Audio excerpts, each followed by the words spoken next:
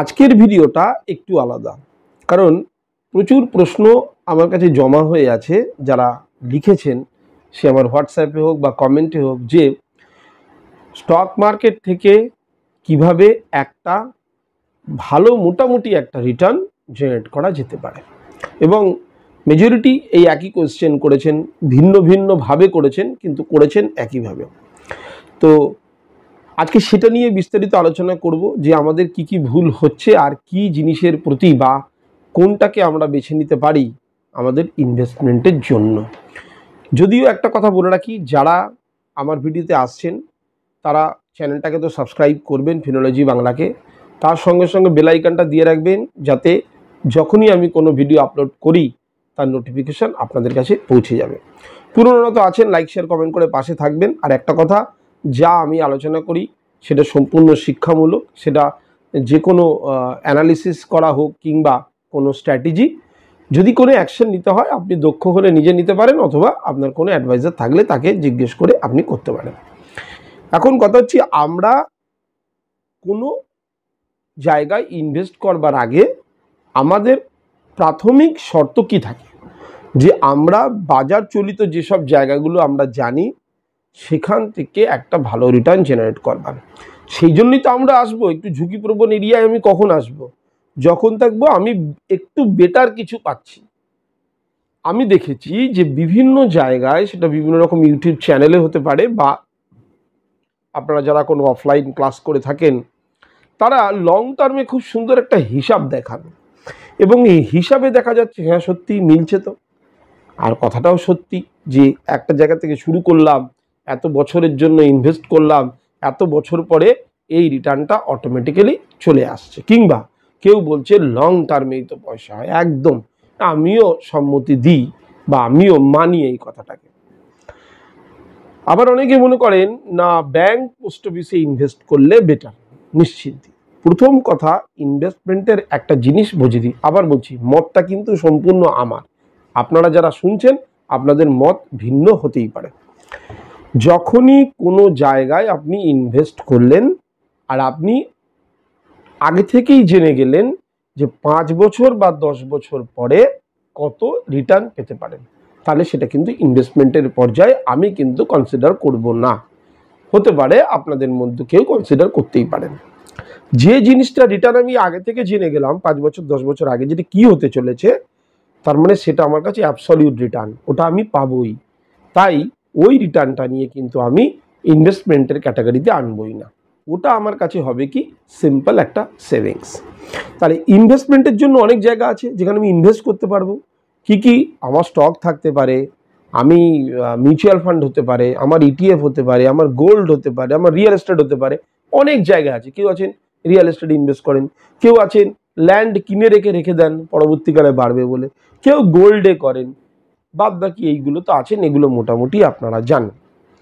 এখন দেখা যাচ্ছে আবার এখানে একটা কথা আছে, যারা মনে করছেন যে সুইং করেন বা পজিশনাল ট্রেড নেন, সেটা কিন্তু ট্রেডিংয়ের পর্যায়ে পড়ে, ইনভেস্টমেন্টের পর্যায়ে আসে না। অনেকে মনে করেন ইন্টারডে ট্রেডটাই বোধহয় শুধু ট্রেডিংয়ের পর্যায়ে পড়ে। না, সুইং ট্রেড মানে আপনি কিছুদিনের জন্য ঢুকছেন, কিছুদিনের জন্য বেরিয়ে যাচ্ছেন, সামগ্রিকভাবে কতটা রিটার্ন জেনারেট করতে পারছেন সেটা কিন্তু আপনি ধরতে পারবেন না বা বুঝতেও পারবেন না। সুতরাং আমাদের ব্যাপার হচ্ছে কি, আমরা লং টার্ম নিয়ে চিন্তা করব, যেখানে আমি আমার ওয়েলথ ক্রিয়েট করতে চাইছি। এটা মাথায় রাখতে হবে।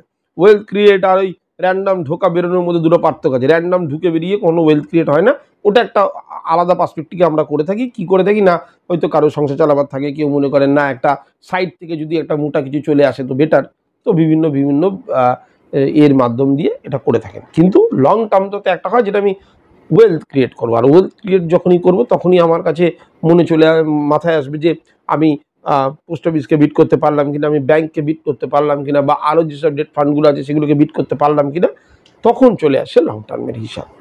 কিন্তু তাও দেখা যাচ্ছে এত জায়গায় হিসাব নিকাশ দেখানো হয়েছে। আপনি অফলাইন কোর্সে ভর্তি হয়েছেন, সেখানে আপনাকে হিসাব নিকাশ দেখানো হয়েছে। আপনি কোনো কারোর একটা ইউটিউব চ্যানেল ফলো করেন, সেখানেও হিসাব দেখানো হয়েছে যে এই বছরের এই মাস থেকে এটা শুরু করবেন, 10 বছর পরে গিয়ে এই মাসে গিয়ে আপনি এটা দেখবেন কোথায় চলে গেছে। তাতেও মানুষ লস করছে কেন? কিন্তু ওইটা তো সত্যি কথাই, লং টার্মে আমাদের ওয়েলথ ক্রিয়েট হয়। তাহলে আমি যতটুকু মনে করি, আবার বলছি সম্পূর্ণ আমার মতামত, 3টে প্যারামিটারের উপর ডিপেন্ড করছে আমার ইনভেস্টমেন্ট। একটা হচ্ছে যেটা আমাদেরকে দেখানো হয়, কি সঠিক জায়গায় বিনিয়োগ করা। সঠিক জায়গায় বিনিয়োগ করতে গেলে আমি স্টক সঠিক আমাকে আইডেন্টিফাই করতে হবে। ইটিএফ নিয়ে আমরা অনেক কথা বলি, যেন তেন প্রকারের হোক একটা ইটিএফে ধরলে হবে না, তার লিকুইডিটি দেখে করতে হবে। 3 নম্বর, কোন একটা মিউচুয়াল ফান্ড যেখানে একজন আমাদের থেকে বেশি শিক্ষিত লোক এই মার্কেটের উপরে বসে আছে, একটা ফান্ড ম্যানেজার, সে মনিটরিং করছে কি করা যায় কি করা যাবে না। এই 3টে জিনিস আমরা জানি হয়ে থাকে। দ্বিতীয় যেটা হয় কি, লং টার্ম, অর্থাৎ পেশেন্ট রাখুন। এটাও সব জায়গায় বলা হয়। পেশেন্ট বলতে কম করে 5 বছর, 8 বছর, 10 বছর, 15 বছরের জন্য যদি আমি রাখি, তাহলে আমি একটা রিটার্ন, সম্ভাব্য ভালো রিটার্ন আমি জেনারেট করতে পারবো। তারপরেও হচ্ছে না, তার মানে প্রবলেম কোনো একটা জায়গায় লুকিয়ে আছে, যেটার কারণে হচ্ছে না। সেই প্রবলেমটাও আমি এখানে বিস্তারিত আলোচনা করব। দেখা যাচ্ছে আপনি ব্যাংক পোস্ট অফিস থেকে যেটা পাচ্ছেন, দেখা যাচ্ছে নিফটিতে হয়তো বা তার থেকে বেশি রিটার্ন জেনারেট করতে পারছেন। নিফটিতে যতটা বেশি রিটার্ন জেনারেট করতে পারছেন, দেখা যাচ্ছে কোনো একটা পার্টিকুলার স্টকের মাধ্যমে হয়তো তার থেকে আরও বেশি রিটার্ন জেনারেট করতে পারছেন, বা মিউচুয়াল ফান্ডে আরও বেশি রিটার্ন জেনারেট করতে পারছেন। তাহলে যখন জেনারেট করতে পারছেন, তাহলে লসটা হচ্ছে কোথায়? সিম্পল একটা জিনিস মাথায় রাখুন, আপনার কোনো একটা ইনকাম আছে। আমি বারবার বলছি, এখানে কিন্তু আমি সুইং বা পজিশনাল ট্রেড নিয়ে কথা বলছি না, ওয়েলথ ক্রিয়েট নিয়ে কথা বলছি। কারণ প্রচুর মানুষ আছেন যারা সুইং ট্রেড করে থাকেন, তারা একটা পার্ট। তারাও আছেন অনেকে যারা লং টার্মের কথা চিন্তা করেন। লং টার্মের কথা তো আপনাকে চিন্তা করতেই হবে। আপনি যদি আর্লি রিটায়ারমেন্ট চান, লং টার্মের কথা আপনাকে চিন্তা করতেই হচ্ছে। আপনি ধরুন মাইনে পান, কিংবা আপনি বিজনেস থেকে একটা মান্থলি ইনকাম করেন। দেখা যাচ্ছে অনেকের একটা টেন্ডেন্সি আছে, যে পরিমাণ আমি ইনকাম করলাম শুধু সংসার খরচাটুকু বাদ দিয়ে সমস্ত টাকা মার্কেটকে দিয়ে দেওয়া। প্রথম ভুল, এটা প্রথম ভুল। যে আমি যা পেলাম, আমি আমার যা সংসারের খরচ, তারপরেও আমার কিছু ফান্ডিংয়ের দরকার পড়ে। যে ফান্ডিংগুলোর কথা আমি চিন্তা করলাম না, আমি কি করলাম, সর্বস্ব দিয়ে দিলাম মার্কেটকে। তাহলে এইবার আপনার ম্যানেজমেন্ট করতে হবে, মানি ম্যানেজ করতে হবে। কিভাবে? আপনি যা ইনকাম করছেন মান্থলি বেসিসে, তার 20% আগে থেকে সরিয়ে ফেলুন। কিসের জন্য? না, আপনি যেখানেই করুন না কেন, আপনাকে তো করতে হবে এসআইপি। আপনি স্টকেও যদি করেন, তাহলেও আপনাকে একটা পার্ট বাই পার্ট পেমেন্ট করে করে যেতে হবে। আমি এসআইপি পলিসি বলে দিচ্ছি কতটা আরও ভালো সুন্দর করে করা যায়। দ্বিতীয়, দেখা গেল আপনি কোনো ইটিএফে করবেন, সেখানেও এসআইপি করবেন। মিউচুয়াল ফান্ড, সেখানেও এসআইপি করবেন। তো ওই 20% টাকাটা আপনি দিয়ে দিন। সে আপনি স্যালারিড হন, বিজনেসম্যান হোক, ডাজন্ট ম্যাটার। এরপরে যে 80% অ্যামাউন্ট আপনার কাছে রইল, সেটার উপর এবার মানি ম্যানেজ করতে শুরু করুন। কিভাবে? যে এখান থেকে আপনার সংসার খরচ হয়ে গেল, বাদ বাকি যে টাকাটা কিছু কিছু বিশেষ জিনিসের জন্য আপনাকে ফান্ডিং করতে হবে। যেমন মেডিকেল ইস্যু, 2 নম্বর এডুকেশন ইস্যু, আরও টুকটাক কিছু থাকে যেগুলোর জন্য মিসলেনিয়াস ফান্ডিং আপনাকে করতে হবে। তার মানে এখান থেকে হয়তো আপনারা অনেকে বুঝেই গেছেন যে এই ফান্ডিংটা করা মানে হচ্ছে ওই যে 2টো প্যারামিটার বলা হয়েছিল, যেটা সবাই বলে থাকে, যে সঠিক সিলেকশন, আর দ্বিতীয় হচ্ছে পেশেন্স বা লং টার্মের জন্য রাখা। তৃতীয় আর একটা যেটা প্যারামিটার, সব থেকে বড় ইম্পর্টেন্ট জিনিস, যেখানে মানুষ সব থেকে বেশি ভুল করে, সেটা হচ্ছে টাকাটায় হাত না দেওয়া, বা সেই টাকাটা আমার যতই দরকার পড়ুক না কেন, সেই টাকাটায় আমাকে হাত দিতে হবে না। চাই বড় কোনো মেডিকেল ইস্যু হোক, এডুকেশনাল পারপাসে হোক, বা আমার সংসারে ভারী ভারাক্কাম কোনো খরচা চলে এসছে, আমাকে ওখানে হাত দিতে হবে। তার জন্য আমার ফান্ডিং করা আছে।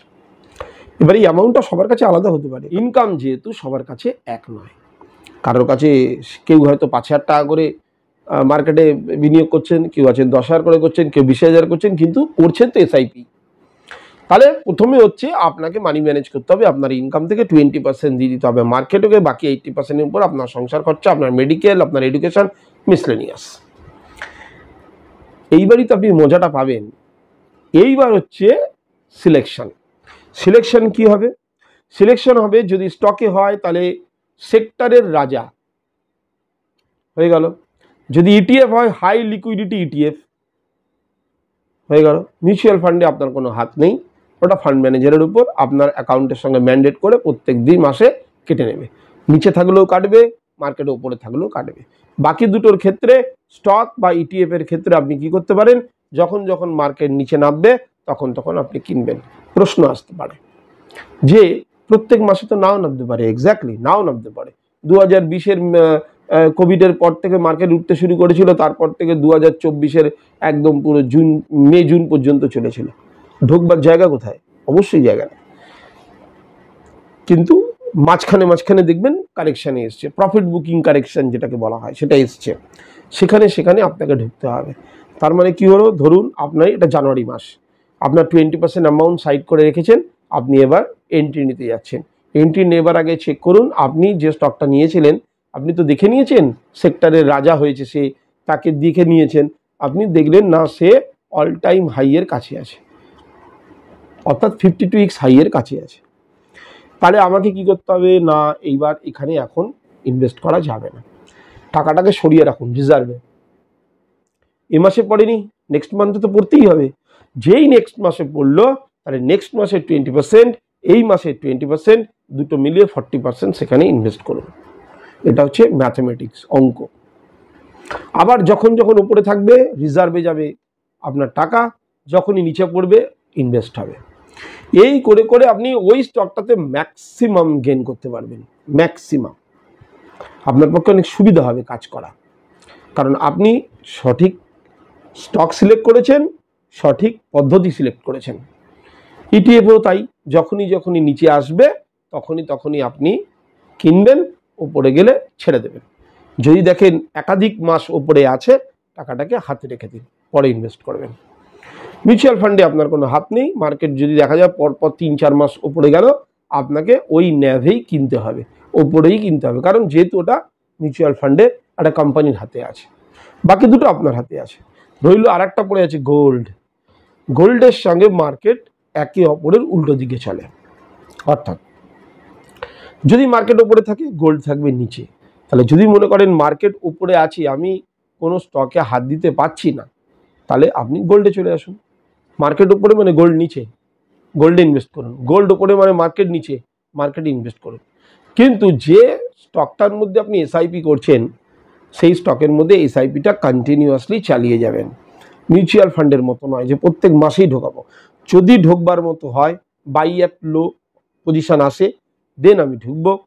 কারণ যেহেতু আমি সেল অ্যাট হাই নেই, আমি তো ওয়েলথ ক্রিয়েট করব, আস্তে আস্তে বেড়ে যাবে। এই পদ্ধতিতে চললে কখন আপনার ক্যাপিটাল বিন্দু বিন্দু দিয়ে যে সিন্ধুতে পরিণত হবে আপনি নিজেও বুঝতে পারবেন না। কিন্তু আপনারা কি করেন বা আমি কি করি, যা আমি ইনকাম করি সম্পূর্ণ টাকাটা আমি ইনভেস্ট করে দিই। যেই সম্পূর্ণ টাকাটা আমি ইনভেস্ট করে দিচ্ছি, যখনই মেডিকেল ইস্যু আসছে তখন আমি কিনতে যাচ্ছি, ওইটাকে ভাঙতে যাচ্ছি, আর তখনই দেখা যাচ্ছে মার্কেট নিচের দিকে পড়ে আছে। এই জন্যই অন্যান্য ইউটিউব চ্যানেল বলুন কিংবা আপনি অফলাইনে ক্লাস করতে যাচ্ছেন, সেখানে যে হিসাবটা দেখানো হয়েছে সেটা ঠিক আছে। তৃতীয় যে জিনিসটা, যাতে এই টাকাটা আমার দরকার না পড়ে, দরকার পড়লেই এমন সময় ভাঙতে যাবেন মার্কেট নিচে। বারবার বলছি 80% টাইম মার্কেট কিন্তু সাইডওয়েজ থাকে, 80% টাইম মার্কেট সাইডওয়েজ থাকে, 15% টাইম কিন্তু মার্কেট নিচের দিকে, মাত্র 5% টাইম মার্কেট উপরের দিকে থাকে। আর সেই 5%টা সেই সময় আপনার নাও আসতে পারে। সেই জন্য আপনার যদি মার্কেট নিচে যায়, আপনি শুধু মাথায় থাকবে এটা বাইং অপরচুনিটি, এরকম কোনোদিনও না আসে যে আমাকে এইবার মার্কেট থেকে বের করতেই হবে। কারণ ওটা তো আপনার একটা কর্পাস আছে, তাই না? আপনি একটা জিনিস করেছেন যে 10 বছর পর্যন্ত আমি এখানে হোল্ড করে দেখব, ফোঁটা ফোঁটা করে জল জমিয়ে দেখব বালতিতে জল ভরেছে কি না। কিন্তু যদি আপনি আপনার ইনকামটাকে ম্যানেজ না করতে পারেন, মেডিকেল ইস্যু ভগবান না করুক আসবে, তো কারণ না কারণ তো আসেই।